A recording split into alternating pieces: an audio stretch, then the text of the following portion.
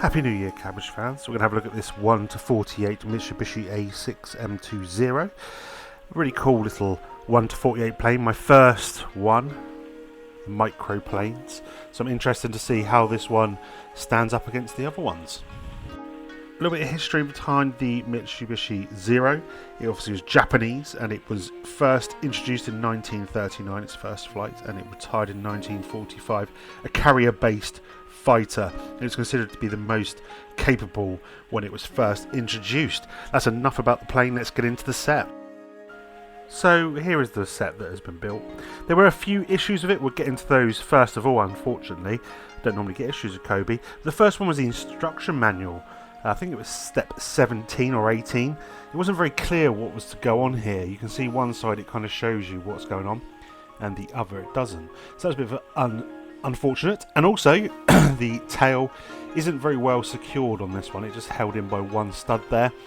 It tends to be knocked off quite easily, which is a little bit of a shame really. Maybe that's kind of grey slope piece could have been a longer one. It would have secured it in better.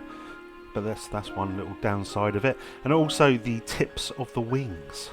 That's right, the wing tip. These aren't held on particularly well either. I think a few more bits on the underside may have held those on a little bit better. But hey, it's still a great little model to be fair. And we'll get into the actual set itself in a second. Printed parts, as always with Cobi. No stickers from them. Look how lovely those printed parts are. The canopy is awesome, and so are the propellers. They're very good. Now, the set itself, great. 1:48, smaller plane, gets all the detail in there. The underside, you can take all these wheels off if you want, so you can have it hanging from the ceiling, but I'll leave those on because I'm just going to have it taxiing. Front, look at all those prints on the front there of the wing tips. Propeller moves around nicely. Looks really, really cool. Got a lot of detail in such a small, tiny set.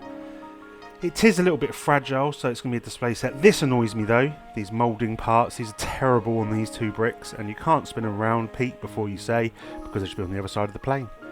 Don't know how you can get rid of those. I don't know if there's any tips on those, but the grey, they just show real badly. It's a real letdown for this set in my opinion.